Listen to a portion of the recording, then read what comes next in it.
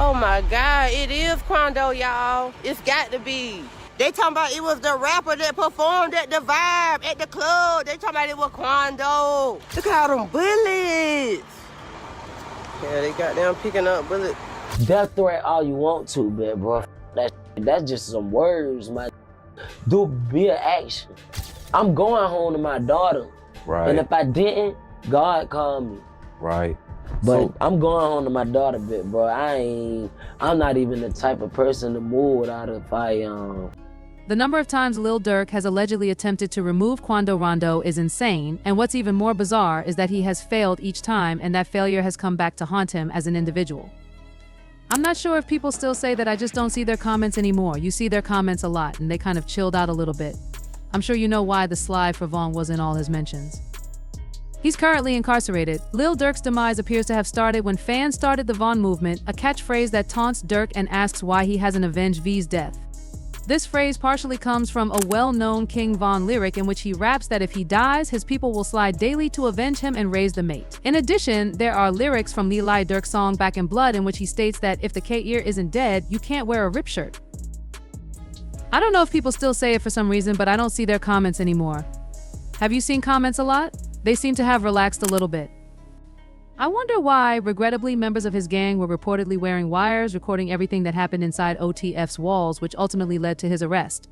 Durk even made the mistake of seemingly admitting in an interview that he had, in fact, slid for V comments in order to exact revenge for King Von's death. Attempted murder in 2022, around the same time as the Quando situation, and he reportedly had been wearing a wire for the previous 2 years. I'm between the ages of 22 and 24, but how many times did Durk try to get away with it before getting into trouble?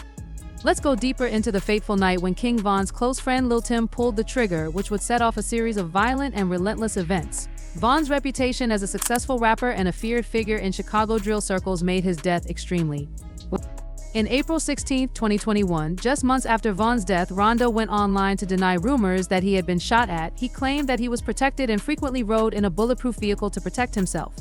That same month, Quando announced a new concert date for May 1, 2021 in Walsh, Georgia, since Key's previous shows were scheduled soon after V's death. Lil Tim and their affiliates' Von's deaths meant that they would likely face retaliation from OTF and other Chicago figures loyal to Von. On May 1st, Quando took the stage in Waycross, Georgia, but the turnout was surprisingly low. A video of him performing to a nearly empty venue surfaced, and he acknowledged the disappointing turnout, even commenting to his fans about it. Death had been canceled, and this performance was meant to send a message that he was determined to show the world, including fans, detractors, and rivals, that he could still travel, perform, and live life without fear. However, the reality would prove more complicated. Chicago affiliates of Von and Durk, like Memo 600, quickly made fun of Kiru, implying that he had likely lost money on the show, but the low turnout would soon become the least of Kiru's concerns. As the evening went on, Kiru and his team left the venue, stopping at a Circle K gas station in the nearby town of Blackshear, which is only 11 minutes away. Thank you to everyone who came out, even though I know you have a lot going on. About 3:20 a.m., as news spread, bystanders at the scene started to record the aftermath by posting videos of the crime to social media. According to reports, someone opened fire from across the street while Quando and his entourage were parked in the gas station lot. The barrage was intense, with over 100 bullets fired at Quando and his crew. At least one person was hit during the shooting, suffering a gunshot wound to the hand and ending up in the hospital. Quando, however, managed to escape the scene before authorities arrived. A video, which quickly went viral, showed a woman recounting the shocking events that unfolded at the scene of the Quando Rondo shooting. As she narrated what she had witnessed, her voice trembled with disbelief. "Oh my God, it's Quando, why all? It must be wild," she said, her words filled with a mix of astonishment and fear. The woman went on to describe the chaos, saying that the gunfire had been so intense and loud that it could be heard clearly from down the street. She even noted how authorities had marked the locations of the shell casings with bright yellow bullet markers, emphasizing the magnitude of the shooting. "Look at all those bullets. Yeah, they got down picking it up with it," she added, likely referring to the scene's aftermath, where law enforcement worked to gather evidence from the ground. The shooting, which took place in broad daylight, quickly captured the attention of the public, with people online trying to piece together what had happened. The video of the woman describing the scene served as a chilling reminder of how violence had spilled over into the streets, leaving both the victims and bystanders in a state of shock. Shortly after the incident, a gang based in Savannah, Georgia, known as S8K or Section 8 Kids, posted a cryptic message on social media. The caption, "Get back, gang," was brief but loaded with meaning. This phrase holds a particular significance in the world of Chicago street gangs, especially among those tied to the city's violent drill culture. In the context of gang rivalries, get back refers to the act of seeking revenge for an attack on a member of one's crew, typically in retaliation for a shooting or other violent act.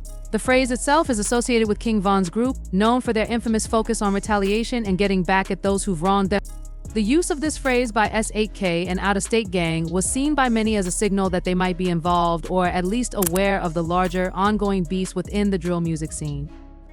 To further stir the pot, the post also included audio clips from popular tracks by Lil Durk, one of the most prominent figures in Chicago's drill music scene. The clips came from Durk's songs Hellcats and Trackerhawks, both of which feature lyrics about catching rivals lacking. At a show, a term in street parlance that means encountering someone unprepared or vulnerable, usually in a public setting, making them an easy target. The inclusion of these specific tracks seemed to further tie S8K's message to the ongoing gang-related violence and tensions surrounding the drill rap scene.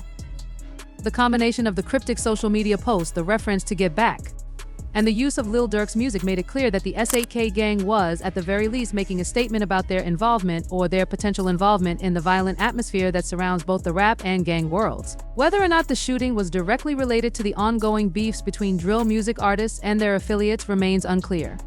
But the rapid rise of social media as a platform for gang messaging has made it harder for law enforcement and the public to ignore the connection between rap culture and street violence.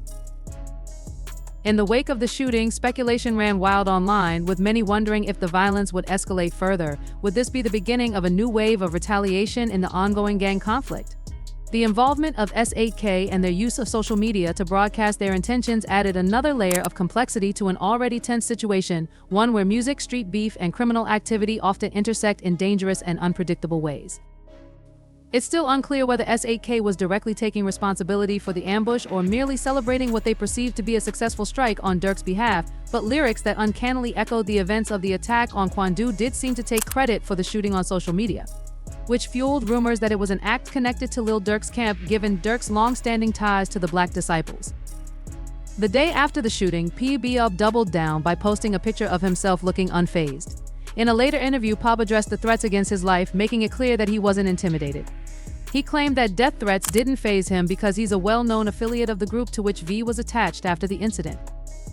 At the same time, there were rumors that Lil Tim had been hurt in the gas station shooting, but these were unsubstantiated. It was evident that Lil Tim had been seriously hurt in the altercation with the gunman.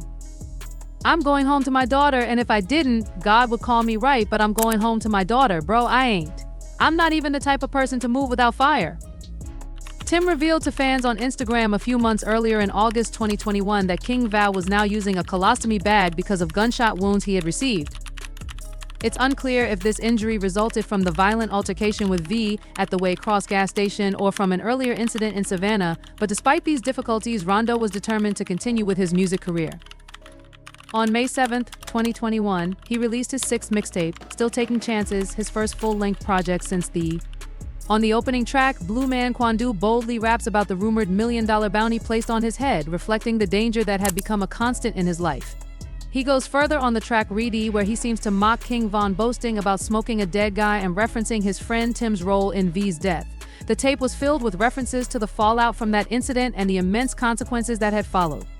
In the tension created by the love triangle involving Von's ex-girlfriend Asian Doll and the young boy's predicament, Von's alliance with an NBA young boy who said if he loves that girl, make sure he never sees her again, was interpreted by some listeners as a subtle jab at King Val. He continued with bold jabs that seemed to insult Von's Get Back gang by saying there are no get backs, as if to mock those who were loyal to Val and doubt their ability to take revenge. On the same track, he claims that his shooters are willing to do hits for as little as $1,500, implying a merciless dedication to destroying his rivals one by one until he became the top dog. Many saw this as yet another subliminal hint at his intention to eventually eliminate Lil Durk himself, a sentiment he would later reiterate in the music video for his song Soul Reaper. Throughout the mixtape, Jimbo appears to delve deeper into the hostility, taunting Lil Durk for forming alliances with young boy's enemies like Fredo Bang. He even boasts about Timmy busting V's head because he got Quando Rondo's bold project, Caught Without His Gun, Still Taking Risks, made a strong statement about his defiance and tenacity in the face of violence. Even after the shooting that followed his performance in Was, Quando showed no signs of backing down and continued to taunt his rivals, demonstrating his commitment to disrespecting his enemies. Lil Tim shared this defiant attitude on May 8, 2021, when they went live together and vented their frustration with their rivals and the industry.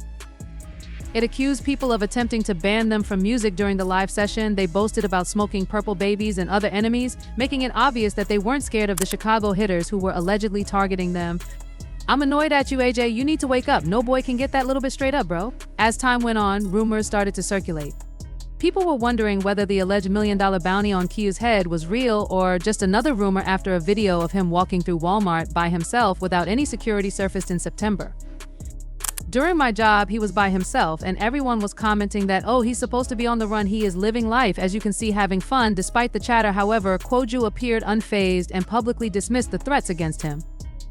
Fans of the Slide for Val movement were putting a lot of pressure on Durk to get revenge for King Von's death. Eventually, on October 8, 2021, Durk appeared to respond in the remix of Who Wants Smoke with Nardo Wick. Durk said that people were taunting him to slide for Val, but that he had already done so.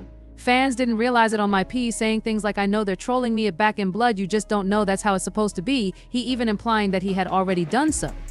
In August 2022, it appeared that Durk had allegedly taken action once again, this time leading to the death of Q's friend LOLL Poab. It was August 18th and Quando Rondo had just arrived in Los Angeles with his crew, which included his sister and his cousin LOL Pob, like many rappers in the industry. Durk had alluded to people dying while pumping gas, possibly in reference to the shooting of Q at the gas station earlier that year. It's common practice to tap in with local affiliates whenever you're in their city. Since Quando was associated with the ____ set in Los Angeles, he naturally reached out to let them know that he was there. It's unclear exactly who he tapped in with, but it's generally accepted to connect with your own set for safety, especially if you're well known on the streets. However, things took a bad turn shortly after he tapped in OTF, and Lil Durk's crew allegedly knew not only where Quo was, but also. When he landed, it appeared that OTF was fully aware of his every move after learning Q's whereabouts. It stated that Durk's people moved quickly, that flights, rental cars, private jets, everything was booked urgently as OTF members rushed to LA. However, the urgency wasn't random either. How OTF obtained this information so quickly is still up in the air. Was it a coincidence or did someone leak the information? Allegedly by a co-conspirator 1, the primary financier of this operation. Many people believe that co-conspirator 1 is actually Lil Durk because of his high rank and resources within OTF, his label, and the credit card that was supposedly used to book all of these flights, hotels, rental cars, and other arrangements. The setup appeared extremely well organized, with multiple people involved in what appears to be a revenge mission. We think that co-conspirator 1 is targeting someone who is a boss within the OTF organization that could. When OTF landed in LA, they moved like clockwork, getting what they needed: cars, hotels, ski masks, firearms, and even coded messages to avoid suspicion. Eventually, they all gathered near Q's hotel, knowing his entire schedule, including when and where he would be going next on the day of the ambush. The call could put money up and promise music opportunities, aiming at someone who would be Durk or perhaps Durk's brother who passed away, but the only person alive would be Durk. When they finally caught up to him at a gas station, OTF's crew parked nearby, hopped out and started firing. The tragic part is that Quando was inside the car, but his cousin Pob was outside when the shots rang out. Pob was hit, but Quando was lucky to escape unscathed. Quando was driving a black Escalade, and OTF members were following him in a white BMW as they surreptitiously followed his every move. Although his cousin did not survive, their actual target dilemma escaped unscathed. The crew then met at a restaurant to settle the financials, discussing how the money from this hit would be divided and who would receive what share. After everything was resolved, they swiftly left Los Angeles and returned directly to Chicago. Lil Durk had now positioned himself to avoid any direct involvement in the situation, making sure to advise the crew that even though they were using OTF credit cards, they should not make any reservations. Durk was adamant about staying as far away as possible from the official paper trail, especially when it came to anything connected to my name, my family's name, or anyone even remotely associated with me. He was clear about this stance when he spoke to co-conspirator 3, a person who many believe may have ties to the feds. Durk told them in no uncertain terms to avoid using his name under any circumstances and to keep him as far removed from any documentation or dealings as possible. This was an intentional, strategic move to protect himself from any potential legal repercussions. Once the crew returned and the operations were in full swing, the financial transactions were taken over by another member of OTF, likely OTF-D, whose responsibility was to handle the payments and make sure everyone involved was compensated and remained tight-lipped. This arrangement ensured that Durk didn't have to get directly involved in any financial dealings, which would only increase the risk of his name surfacing in any official capacity. For a time, everything appeared to be going according to plan. Payments were being made without incident, everyone seemed satisfied, and there were no obvious leads for law enforcement to follow, but the quiet wouldn't last forever. Soon enough, someone within the circle started talking. That's when OTF Jam made his appearance in the picture. OTF Jam had a rough past. He was arrested for an attempted murder charge when he was just 17 years old. He ended up serving a 12-year sentence before being released in March 2022, just months before Lil Po's emergence on the scene. Although the exact details of OTF Jam's involvement in the larger situation remain unclear, it was evident that he was deeply connected to OTF and had played some role in the events leading up to the fallout. Despite the initial success of the operation, everyone had been paid, the public had no leads, and things seemed to be running smoothly. Trouble was just around the corner. In March 2023, a few months after Lil Po's sudden rise, OTF Jam found himself arrested again. This time, it was on a gun charge, which resulted in him being sent back into custody. For Jam, who had just spent 12 years behind bars and was now looking at the possibility of another lengthy sentence, the situation was grim. It was clear he wasn't willing to spend another dozen years locked up, so he made a critical decision and started talking. Once Jam began cooperating with federal authorities, the pieces of the puzzle began to fall into place. The federal agents were able to piece together significant details about the operation, and Jam's inside knowledge was invaluable in connecting the dots that had previously been overlooked or misunderstood. Jam's decision to cooperate marked a turning point, and suddenly the entire operation, which had once seemed like it might go unnoticed, was under serious scrutiny. The information Jam provided helped federal investigators trace the financial movements, identify key players, and uncover the full scope of what had transpired. As Jam continued to provide information, the case against those involved, including Durk, began to take shape. The stakes had suddenly gotten much higher, and what seemed like a well-executed plan was now unraveling under the weight of Jam's cooperation. For Durk, this was the worst possible outcome. He had worked so hard to stay off the radar to avoid any connections to the operation that could trace back to him. Now, with Jam talking to the authorities, his worst fears were coming to fruition. The intricate web of secrecy that had kept him safe for so long was starting to collapse, and with it, his chances of staying out of trouble. What had once seemed like a foolproof plan, where everyone got paid and no one was the wiser, was quickly turning into a high-stakes game of cat and mouse. As the investigation unfolded, it became clear that the authorities were closing in on the key players, and the clock was ticking. Durk and others' futures were uncertain, and their actions were beginning to play out in unexpected ways. In an interview on Vlad TV, prominent members of the hip-hop community, such as Wack 100 and DJ Academics, have openly discussed the rumors surrounding OTF Jam. Wack 100 gave some background on Jam's situation, stating that he had 12 years out and that he kept it real. He brought him cars and $50,000 and mentioned that he had no smudge on his record and had never been a rat caught in a gun case. However, he flipped damn here and had 12 years out, according to the interview. Brought him cars and gave him $50,000, but he eventually flipped and said, ain't no smart on his name, he ain't never been a rat caught a gun case, adding fuel to the conversation by agreeing with Wack and claiming that he had been wearing a wire for the last 2 years. OTF Jam served 12 years for an attempted murder, and he was released in 2022, around the same time as the Quando situation. I'm 22 to 24 years old, and I'm also a Chicago rapper.